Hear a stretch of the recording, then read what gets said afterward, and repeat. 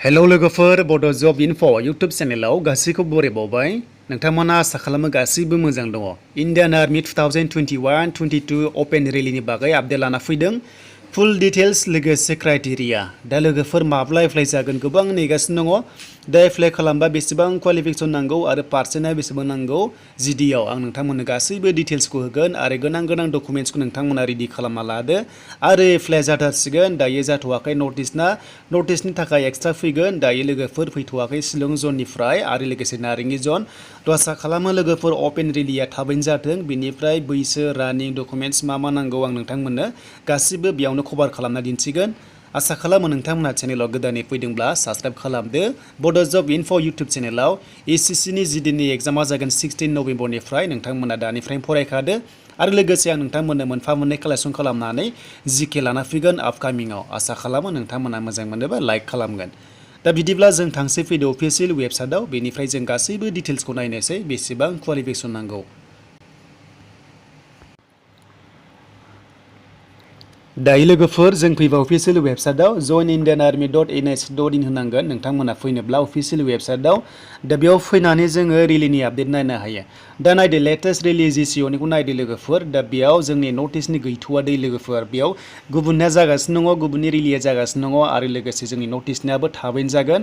कर'नानि थाखाय जायाखैमोन लोगोफोर आरो बेनि एप्लाइ थाबैनो जाथों आरो नोंथांमोना थाबैनो एप्लाइ खालामनो हाथों दा बेसो एप्लाइ खालामनो थाखाय बेसेबां क्वालिफिकेसन नांगौ आरो बैसोआ बेसेबां नांमारगौ आरो डकुमेन्ट्सआ मा नांगौ आं नोंथांमोननो गासिबो दिन्थिगोन दा बिदिब्ला जों बेखौ नायनोब्ला जोङो क्राइटेरियायाव नायनांगोन एलिजिबिलिटि क्राइटेरिया थायो जों बेखौ नायनांगौ जायो थ' बेखायनो जों नैबे एलिजिबिलिटि क्राइटेरियायाव जों नायनोसै क्लिक खालामनानै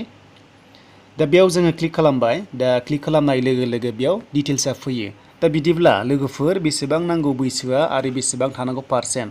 दा जिडिआव एप्लाइ खालामबा पार्सेन्टनि खोथा दङ नोंथांमोना पार्सेन्ट थानांगौ जायो दा बेनिफ्राय बैसो दा नोंथांमोना जायफोरा जिडिआव एप्लाइ खालाम सानदों बेयाव बुंदों 10 पास एबा मेट्रिक पास जानाय जाथारनांगोन बेनिफ्राय सेकेन्ड डिभिजन पास खालामनांगोन 45% थाथारनांगोन थ' मिनिमामानो 45% थानांगोन आरो बेयाव 45% थाथारनांगोन आरो बुंदों गासैबो साबजेक्टआवनो 33 नाम्बार मोननाय जानांगोन अब्लासो एक्सेप्ट जायो जिडिआव दा बेनो नोंथांमोना 45% गैयाब्ला जिडिआव एप्लाइ खालामनो हाया सेकेन्ड डिभिजन पास जाथारनांगोन मेट्रिकआव आरो दाखालि जायफोरा मेट्रिक पास जादों नोंथांमोनाबो एप्लाइ खालामनो हागोन 45% लादोंब्ला बेनिफ्राय अल साबजेक्ट 33 मिनिमाम मोननाय जानांगौ आरो बैसोआ जाबाय 17.5 इयार्सनिफ्राय दा 18 इयार्स जायोब्लाबो एप्लाइ खालामनो हायो 17.5 इयार्स बेनिखायनो नोंथांमोना बार्थ सार्टिफिकेट नांथारगोन आरो लोगोसे मेट्रिकनि एडमिटआ नांथारगोन मानोना डेट अफ बार्थ थानाय जाथारनांगौ दा जिडिआव 21 इयार्स जानांगोन 17.5 निफ्राय 21 इयार्ससिम जानांगोन जिडि लेभेलाव थ' बेनिफ्राय क्लार्कआव दा जायफोरा क्लार्कआव एप्लाइ खालामनो सानदों टेकनिकेलाव बेनो जाबाय नै क्लार्क आरो स्ट'र किपार टेकनिकेलाव एप्लाइ खालामबा 60% मोननाय जाथारनांगोन एचएस लेभेलाव 60% थानाय जानांगोन एचएस लेभेलाव बेनिफ्राय नैबे साबजेक्टआव 50 नाम्बार मोननाय जानांगोन बेनो जाबाय मेथ्स इंलिश नोंथांमोना 50 नाम्बार मोननाय जाथारनांगोन 12 पास लेभेलाव 60% लानानै अब्ला इलिजिबल जागोन दा बैसोआ 23 इयार्ससिम एप्लाइ खालामनांगोन 17.5 निफ्रायनो 23 इयार्ससिम एप्लाइखौ खालामनो हायो थ' बेनिफ्राय दानिया टेकनिकेल बे आर्मस लेभेलनि टेकनिकेलाव आर्टिलारि थायो नालाय बेयाव माखासे टेकनिकेल लाइननि थायो आरो बेयाव नायदो नै बेसेबां फरायनाय जानांगोन बेयाव जाबाय आरोबाव साइन्सनिफ्राय फरायनाय जानांगोन बेनिफ्राय पार्सेन्टआ 50% लानाय जानांगोन आरो गासैबो साबजेक्टआवनो 40 नाम्बार थानाय जाथारनांगोन बैसोआ 17.5 निफ्राय 23 इयार्ससिम एप्लाइ खालामनांगोन नैबे आर्टिलारि लेभेल थायो नालाय क्लार्कआव टेकनिकेलाव बेयाव नोंथांमोना साइन्सनि जानांगौ जायो अब्ला इलिजिबल जागोन थ' बेनिफ्राय नार्सिं एसिस्टेन्ट दङ बेयावबो नोंथांमोना 12 पास खालामनाय जानांगोन साइन्सनिफ्राय बेनिफ्राय बैसोआ सेमानो बेयावबो 50% थानाय जानांगोन आरो गासैबो साबजेक्टआव 40 नाम्बार मोननाय जानांगोन आरो साबजेक्टआ फिजिक्स केमिस्ट्रि बाय'ल'जि लोगोसे इंलिश थानाय जानांगोन नोंथांमोना 50% लानाय जानांगोन आरो गासैबो साबजेक्टआव बे होनायाव थ' बेनिफ्राय दानिया नै माखासे मेडिकेल दङ बेखौ आं बुंथ'ला बेयाव माखासे मेडिकेल लाइननि बियो थ' बेनिफ्राय दानिया जों थांसै ट्रेड्समेन थ' ट्रेड्समेन्टआव बारा नाङा जास्ट नोंथांमोना पास जाबानो एप्लाइखौ खालामनो हायो 8 पासनिफ्रायनो थ' बेयाव दङ माखासे नै आं नोंथांमोन दिन्थिगोन ट्रेड्समेननि सायाव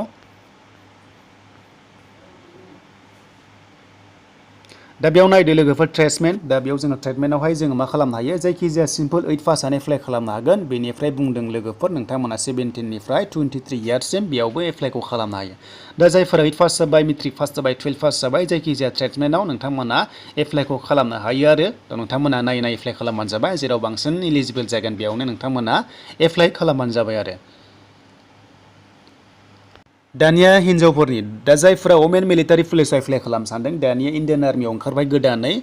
दाखालि बावै एप्लाइ जादोंमोन दा बेयाव नोंथांमोननि बैसोआ 17 हाबनिफ्राय 21 इयार्ससिम एप्लाइ खालामनो हागोन नैबे वमेन मिलिटारि पुलिसाव आरो मेट्रिक पास जानाय जानांगोन आरो पार्सेन्टआ 45% थानाय जाथारनांगोन बेजों लोगोसे गासैबो साबजेक्टआवनो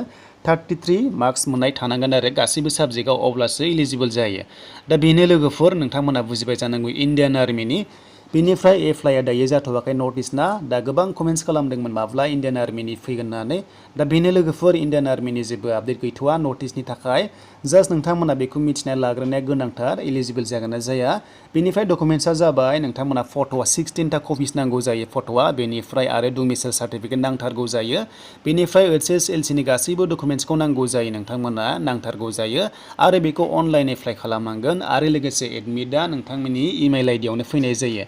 दा इमेल आइडियाव हरनाय जायो एडमिटखौ बेनिफ्रायनो डाउनलड खालामनानै लानानै नोंथांमोना थांनांगोन जेब्ला रिलिज जायो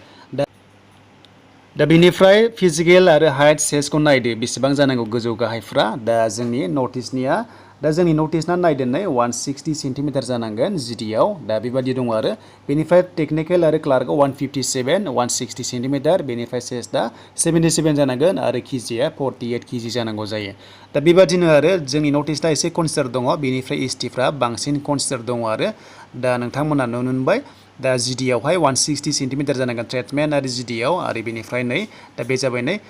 बे जाबाय क्लार्क आरो लोगोसे टेक्निकेल आरो दा बेयाव जोंनिया जानांगोन 157 नर्थ इस्टना बेनिफ्राय 160 दा सेस्टआ 177 जाथारनांगौ आरो दा बे लोगोफोर नोंथांमोना नुनो मोनदों दा बेखौ नांथारगौ बेसेबांखिनि जायाब्ला रिजेक्ट जागोन थ' बेखायनो नोंथांमोना मोजाङै मोजां नायना लाखादो गासिबो डिटेल्सखौ थ' बेनिसिम लोगोफोर आपडेटआ इण्डियान आर्मिनि दा आसा खालामो थाबैनो जाथों रिलिया दा गोबां नेगासिनो दङ लोगोफोर नोंथांमोना बेखौनो दा बेनोसैमोन लोगोफोर इण्डियान आर्मिनि माखासे आपडेट नोंथांमोना गोनां डकुमेन्ट्सखौ रेडि खालामना लादो आसा खालामो मोजां मोनदोंबा लाइक कमेन्ट शेयार आरो गोदानै फैदोंबा चेनेलाव साबस्क्राइब खालामदो आरो SSC GDनि एग्जामा 16 नभेम्बरनिफ्राय स्टार्ट जागोन नोंथांमोना दानिफ्रायनो फरायनायाव रेडि जादो